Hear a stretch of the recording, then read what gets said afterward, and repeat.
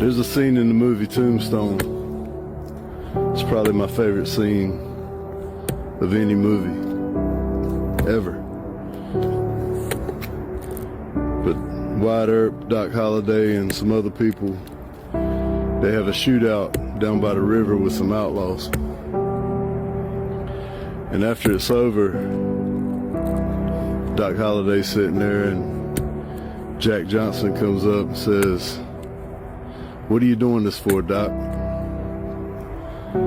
So Doc Holliday didn't have any skin in the fight. But he responds and says, "Because Wyatt Earp is my friend." And Jack Johnson says, "I got tons of friends." Doc Holliday says, "I don't." See, Doc Holliday had realized something that I don't think a lot of people do. It's the people with a ton of friends